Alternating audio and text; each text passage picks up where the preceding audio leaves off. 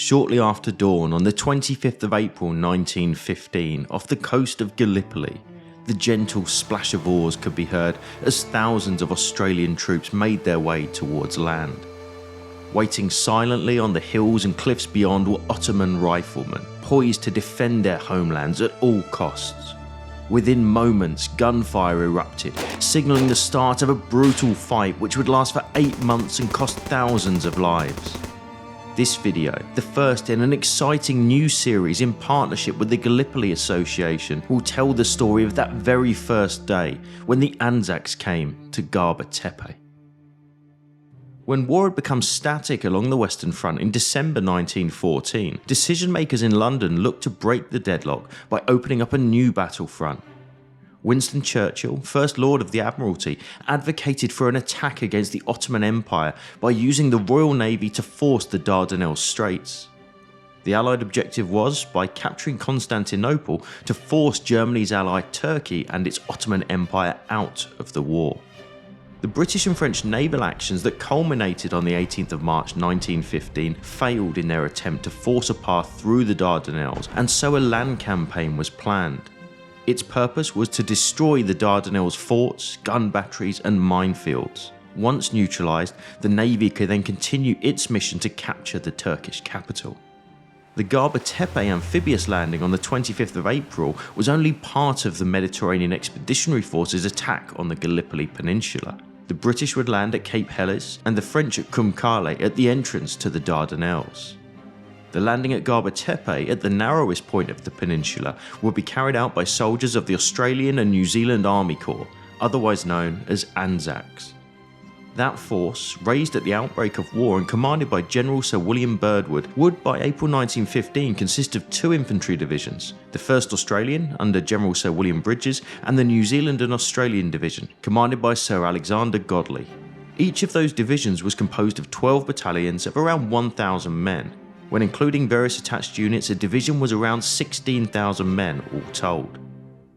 For most Anzacs sailing for war in 1914, the expected destination was the Western Front, though all that changed en route when the fleet of transports arrived instead in Egypt, setting up camp at Mina in the shadow of the Great Pyramids. The Anzac task was to engage the Ottoman reserve by effecting a landing north of Gaba Tepe. Once a bridgehead had been secured, the Anzacs would then advance towards Maidos, a central communications hub, thereby cutting the peninsula in two. Capturing this town would prevent enemy reserves going south to Cape Helles, where the British would be landing. Now let's get a closer look at Gaba Tepe, which at the time was heavily defended. Today there's a small harbour there. This aerial view shows how close Gaba Tepe was to the Dardanelles. Distance-wise, it was little more than 8 kilometres by road, but in 1915 the roads were poorer and of course the area was full of enemy. But first the Anzacs needed to get ashore.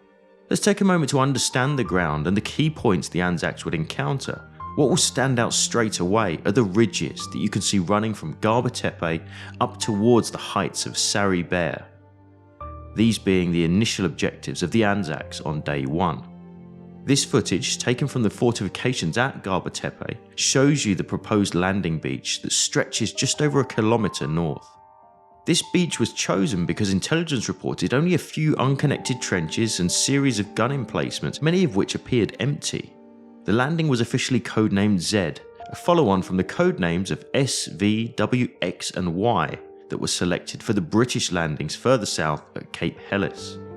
The proposed landing plan was straightforward, or on paper anyway. The 1st Australian Division would make an initial surprise landing at dawn, to be spearheaded by about 4,000 men of the 3rd Brigade, which formed the covering force. To do this, they would push forward over Baby 700 and 400 Plateau as quickly as possible to set up covering positions from the Sari Bair Ridge along the 3rd Ridge down to Gaba Tepe.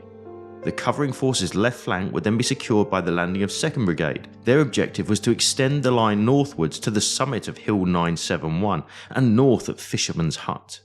Next to land will be 1st Brigade, which will be held in reserve near the beach. If the landing was successful, the New Zealand and Australian Division would leapfrog through the newly captured positions and secure Mau Tepe, a rise about 8 kilometres from the landing near the village of Bigali. Here the Anzacs would engage the Ottoman reserves in that area. They would then wait for the main British advance to join them. It was hoped that both divisions could be landed in the first 24 hours, an amazing feat of planning when you consider the logistical organisation needed to land the best part of 30,000 men on an enemy-opposed shore. Now let's look at who was defending this rugged coastline. Holding the Gallipoli Peninsula was General Lehman von Sander's Ottoman 5th Army, some 84,000 men in total.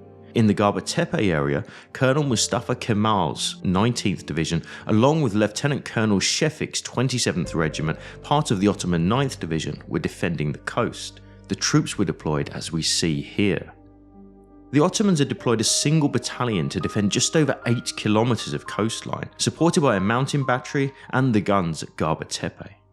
The main concern to Allied planners was the large deposition of Ottoman troops that were known to be in the area, namely the remainder of the 27th Regiment near Maidos and the 19th Division near Begali. Whilst numerically the Anzacs had superiority, the Ottomans had the tactical advantage of knowing the terrain. Let's explore it a little further. The Sari Bear Range consists of 3 long and tortuous scrub-covered ridges which contain numerous gullies and depressions. For the landing, these objectives were referred to as the 1st, 2nd and 3rd ridges. At their head were 3 rounded hills of near identical heights, Chunuk Bear, Hill Q and Hill 971. These commanded views of the surrounding area, including the Narrows at Çanakkale. The white memorials and Turkish flag we see on the heights marks Chunuk Bear. The road to the right, running along the 3rd ridge, marks the objective of the covering force, some 2 kilometers inland. All of this key terrain had to be taken to secure the landing and give the Anzacs the best chance for success. By Saturday the 24th of April, all was set and the Anzac force approached its rendezvous, with the leading waves of infantry aboard the battleships HMS Queen, Prince of Wales and London. When the time came, that force would be further divided for their final approach into 12 tows, consisting of a steam pinnace and a string of cutters or lifeboats, each carrying around 30 men, with the intention being to land the entire attacking division by 9 AM the following morning. The troops were roused at 1 AM that Sunday, and given a hot meal and drink while the tows were being readied. The men were then loaded via rope ladders on either side of the battleships into their designated tows. No one spoke, and even orders were given in whispers. The only noise was the shuffling of boots, the odd cough, and the sound of men clambering into the boats. The weather was good, and apart from a light mist, the sky was clear and the sea calm. By 3 AM, the moon had sunk behind the island of Imbros, which was the signal for the fleet to approach the shore. The invasion force had little more than 1 hour of darkness before the first streaks of dawn at 4:05 AM would be seen. Surprise was the key to success. Private Alfred Perry, 10th Battalion, a married 32-year-old miner from Broken Hill, New South Wales, recalled the moment. The boys swing on their heavy equipment, grasp their rifles, silently make their way on deck, and stand in grim black masses. All lights are out, and only harsh, low commands break the silence. This way, number 9. Number 10, C Company. Almost blindly, we grope our way to the ladder leading to the huge barge below, which is already half full of silent, grim men who seem to realize that at last, after 8 months of hard, solid training in Australia, Egypt, and Limnos Island, they are now to be called upon to carry out the object of it all. About the same time, Ottoman Company Commander Lieutenant Faik of the 27th Regiment had been looking out to sea from his post above Aribernu. Through his binoculars, he saw the approaching force. Those Australians struggled in the darkness to keep formation, but pushing on, the silhouette of Aribernu could be made out in the distance. At this moment, some of the officers realised that the tows were being taken too far to the north, but efforts made to correct the course were too late. With darkness quickly fading, the tows were set adrift to row the last 45 metres to the beach. The splash of oars continued until the silence was broken a few metres from shore when the first shots rang out. The Anzac's baptism of fire had begun. Let's hear from Lieutenant Faik. In a little while, the sound of gunfire broke out. I saw a machine gun firing from a small boat in front of Aribernu. Some of the shots were passing over us. I immediately ordered the platoon to occupy the trenches on the high ridge which dominated Arıburnu. The first boats hit the beach just before 4:20 am. Those containing the 9th and 11th Australian battalions landed in good order. The remainder arrived mixed up and clustered together around the head of Arıburnu. This was partially due to their earlier bunching and zigzagging, and as soon as firing began, there was an immediate rush for the boats to get to the shore anywhere, regardless of position, and as quickly as possible. Towering above Arıburnu, the heights of Pluggy's Plateau were captured within minutes of the landing. Private Alfred Perry was there. "Hurry up there," says our sergeant.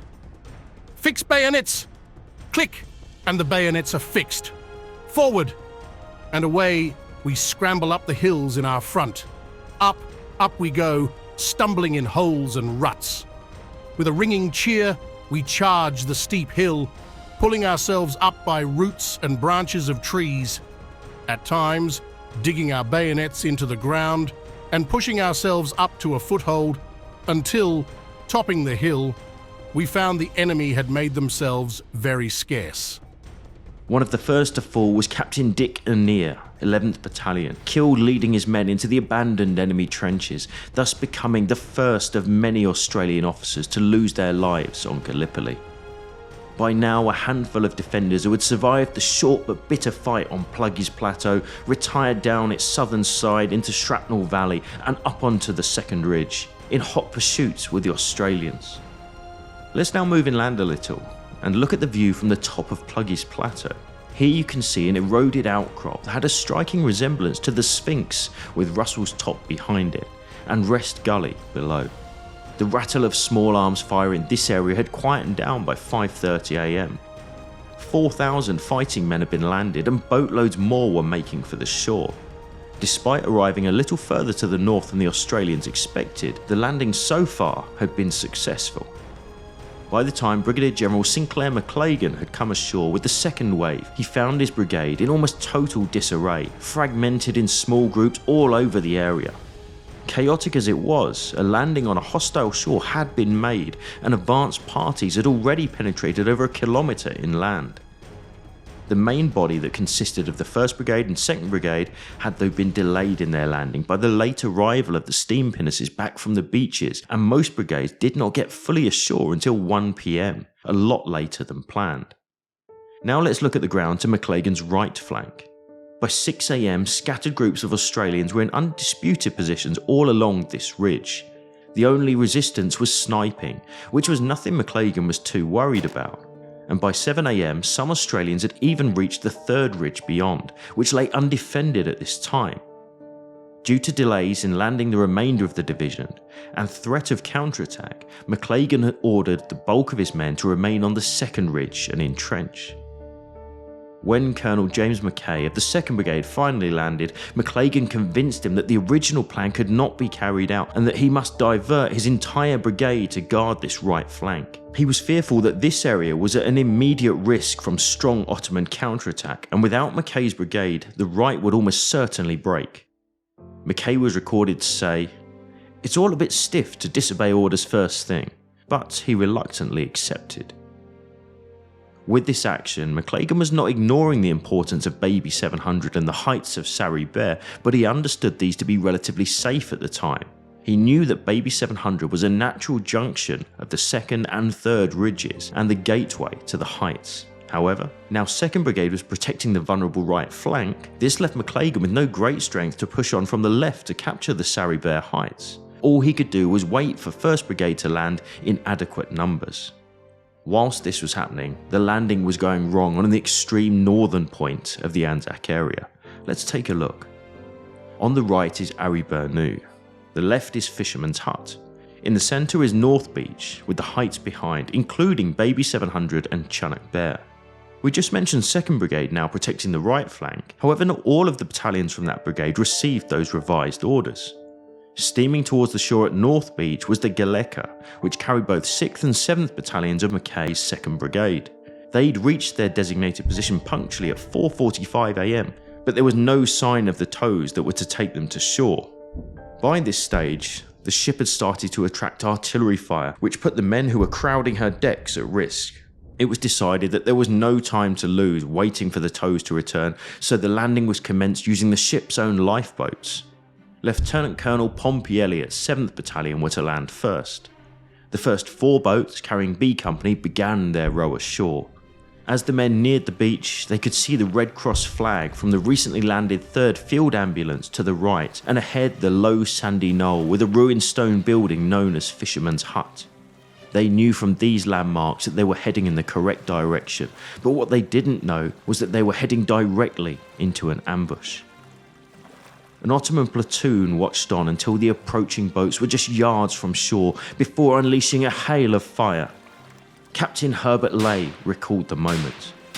The bullets zipped around us like bees. Before the keel grated on the beach, 5 or 6 of the rowers were shot, together with many others. As a matter of fact, only 10 out of 30 left the boats, the rest being either dead or wounded. The courage shown in that approach was remarkable, exemplified by 20-year-old Private Alexander MacArthur, a redhead from Ascot Vale, Victoria, who was mortally wounded, shot through his femoral artery on the approach. He continued to row as a comrade tried to staunch the flow of blood when MacArthur was reported to cry, "I'm done," before collapsing. Today he's buried not far from where he fell, at number 2 Outpost Cemetery. Out of the 140 men that left the Galeka, only 35 reached the beach unscathed. The remainder lay in the boats or on the beach, dead or dying. By the time the survivors had rejoined the rest of the battalion, only 18 remained. Despite its heavy cost, the landing at Fisherman's Hut had been a success. Fearing being outflanked, the Ottoman defenders had pulled back. This allowed Lay and his handful of survivors to move up off the beach and take the position. The northern flank was secure. By this stage, the shock of that first assault had worn off, and despite the support of British warships, enemy artillery rained shrapnel down on the Australians and New Zealanders. With difficulties landing their own artillery, only 12 of 60 guns making it ashore on the first day, the Anzacs had to endure this murderous fire. Following the original timetable was proving difficult for the Navy, which is shown by an almost 4-hour period from noon onwards when hardly anyone from the desperately needed Australian and New Zealand division were landed. When they eventually did come ashore, their impact would be too little, too late. So what had been happening at 400 Plateau? This key terrain was double load with Johnson's Jolly on one side and Lone Pine on the other. In this section of film we fly over Lone Pine, with the Australian and New Zealand memorials to the missing and the cemetery in view. We're heading in a southeasterly direction towards the third ridge. You should be able to make out the Dardanelles in the background, so tantalisingly close. The initial waves of the covering force had quickly overrun this area, with some groups having reached their final objective of the third ridge. One of those was led by Queenslander Lieutenant Eric Plant, 9th Battalion, who by about 6:30 AM had reached a position just south of Anderson's Knoll. Here he saw in the distance a large body of Ottomans rapidly approaching the ridge. As Plant's small party was outnumbered, he had no alternative other than withdraw to Pine Ridge. This position on the third ridge was the deepest known penetration that morning. It was made by 2 10th Battalion scouts, Private Arthur Blackburn, an Adelaide-born solicitor, and Lance Corporal Philip Robin, a bank accountant. They were sent forward to reconnoitre and reach the crest of the scrubby knoll, which later that day became Mustafa Kemal's headquarters. With views of the Maidos Plain, the Gallipoli Plateau and the Dardanelles, this was the closest any Australian was destined to get that day. Finding no enemy at Scrubby Knoll and observing the large Ottoman force approaching, Blackburn and Robin withdrew back to their unit on Johnson's Jolly to report their sighting. So where was this large formation coming from? Who were they? We're moving over to get an Ottoman view from the camp of the 27th Regiment near Maidos. Here, 2 full battalions, a mountain battery and a machine gun company were waiting for orders to enter the fray. Their commander, Lieutenant Colonel Sheffick, was ordered to wait by his divisional commander who wanted more information before deploying the rest of his regiment.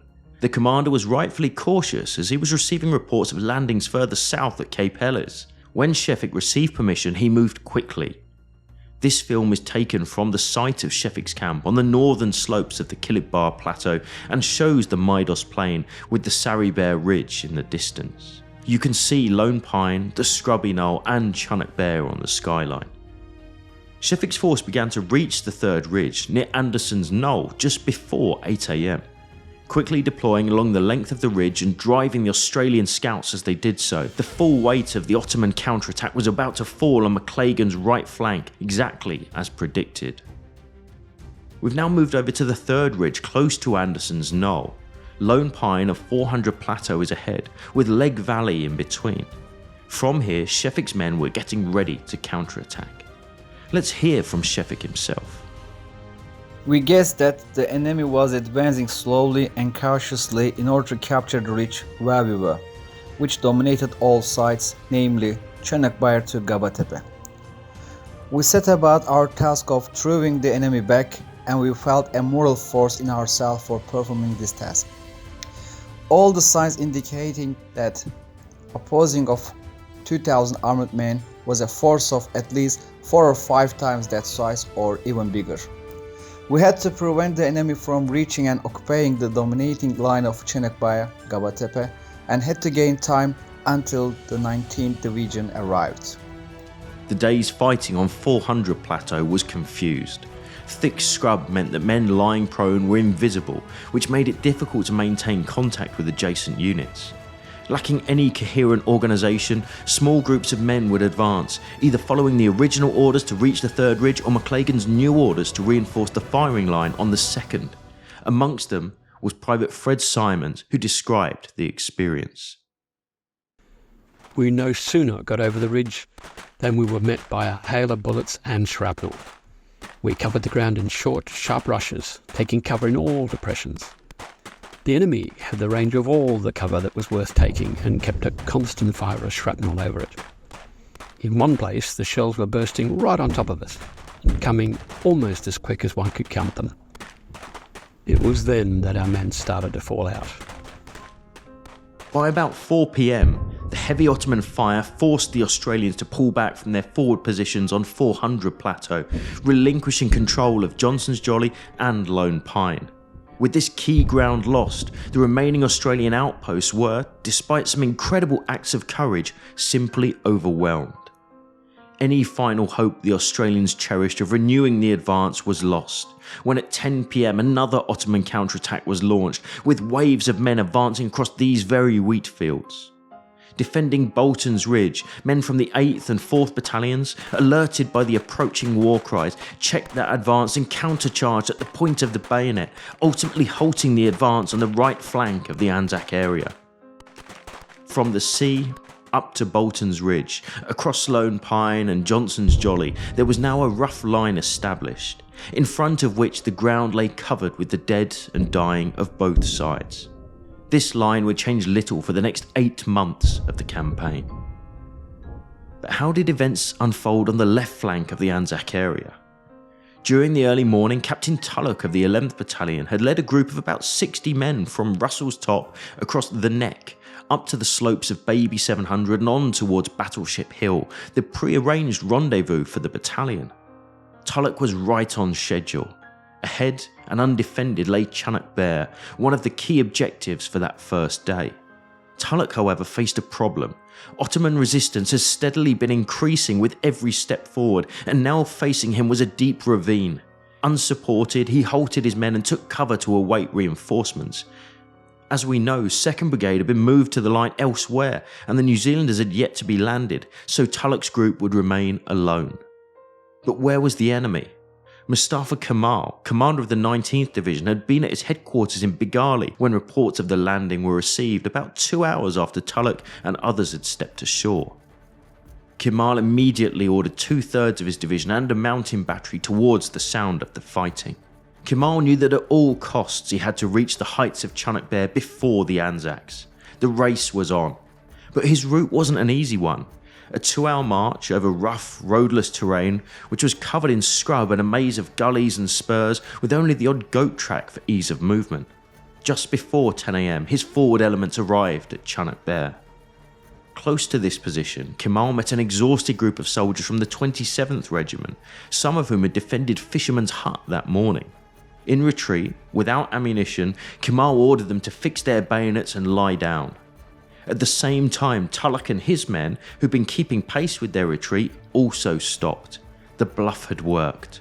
Kemal had gained the valuable time he needed to deploy his men, and Tulloch, outnumbered, had no option but to withdraw back over Baby 700. Let's take a look at the ground from the perspective of the Australians. Up until this time, the New Zealanders had not entered the battle, but this was soon to change. McLagan, observing the 57th Regiment arriving, messaged General Bridges reporting that Baby 700 was under attack. Fortunately for Bridges, 1st Brigade had started to land and those men were immediately sent to reinforce this flank. The first to reach Baby 700's new line was a party from the 1st Battalion under Majors Swannell and Kindon. Here they joined a mixed group of Australian defenders under the leadership of Major Robertson and Captain Layla. At about 11 AM, those officers, leaving Layla to protect the neck, led a charge up Baby 700. The ferocity of the attack took the Ottomans by surprise, and for the second time that day, the Australians were back on the crest of the hill.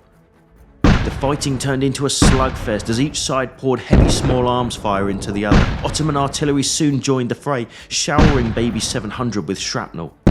Both Robertson and Swannell would fall in the fight. A bitter struggle raged on as Australian numbers dwindled. Enter the New Zealanders. As soon as the Auckland and Canterbury battalions arrived, they were thrown into the fight. Lance Corporal Noel Ross described this moment. "Reinforcements at the double on the left," roared an officer through a microphone and then added as a shell burst overhead. "Keep in under the bank. Shrapnel's unhealthy." Then came a toilsome, tiresome scramble over the high bluffs to the firing line. On the top of the first ridge we came through a Turkish trench. In it were a dead Turk, bayoneted, a box of ammunition and many flies. Stooping low we doubled to the brow, ever with the purring bullets overhead. Wounded on the way to the beach passed us cheerfully, saying, "It's hot as hell up there."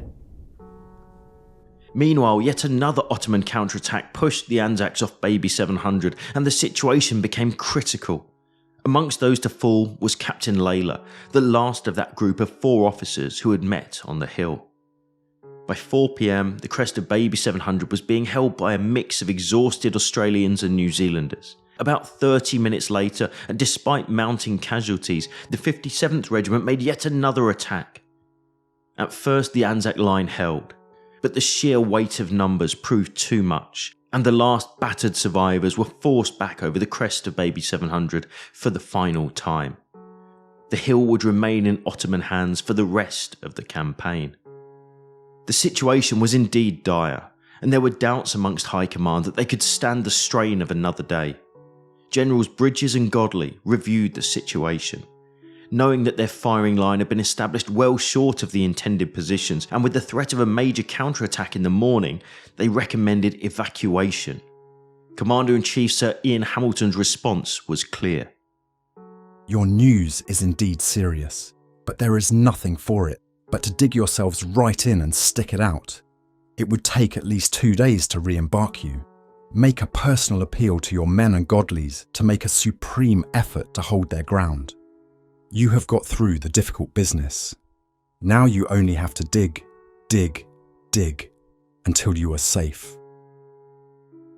With this order, all remaining doubts were settled. From that moment, there was no further talk of evacuation. The Anzacs were there to stay. In truth, by the end of that first day, neither side could claim victory. The Anzacs, who did magnificently that morning, had failed to exploit their early success and capture their objectives. The Ottomans were perhaps more successful. Numerically outnumbered and at an initial disadvantage, they quickly recovered. However, they failed to drive their enemy into the sea, and the fight was destined to continue in the days, weeks and months to come. The cost had been high. There were estimated to be over 5,000 Anzac casualties on that first day alone. The Ottomans had also suffered in their defence. They'd lost just over half their effective combat strength, and similar to the Anzacs, the toll amongst officers and NCOs was especially high. The Gallipoli campaign ultimately ended in defeat for the Allies, but for many Australians and New Zealanders, then and since, the Gallipoli landing signalled the arrival of those countries on the world stage, and even now, a century on, the legacy of that day remains. Each and every 25th of April, on the anniversary of the landings, Australians and New Zealanders paused to pay their respects for those who fought and fell on the shores of Gallipoli. It's known across the world as Anzac Day. Today that battlefield is scattered with numerous memorials and cemeteries from both sides, but it's one memorial, or rather its inscription, that perhaps best sums up those brutal days. It belongs to Mustafa Kemal Ataturk, Gallipoli veteran and later the first president of the Republic of Turkey. It stands today at Arıburnu, the point where those first Anzac boats hit the shores at dawn on the 25th of April 1915.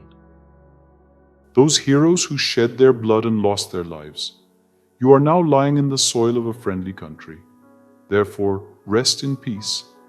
There is no difference between the Johnnies and Mehmets to us, where they lie side by side here in this country of ours. You, the mothers, who sent their sons from faraway countries, wipe away your tears. Your sons are now lying in our bosom and are in peace.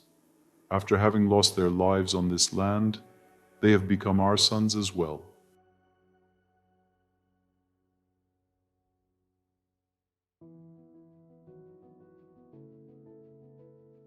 We hope you enjoyed this video. It's one we're proud to produce in partnership with the Gallipoli Association, an education-focused organisation formed by veterans of the campaign in 1969 with the aim to raise awareness, promote study and preserve the memory of those men on all sides who fought and in many cases fell in those tragic months in the First World War. By becoming a member, you'll have the opportunity of meeting like-minded people to learn, share and exchange information and knowledge of the Gallipoli campaign in a friendly and welcoming atmosphere. From reading regular journals, attending events to battlefield tours where you can follow in the footsteps of the veterans, it remains a thriving association for all. Be sure to check it out today via the link in the description. That's all this time. We'll see you again soon.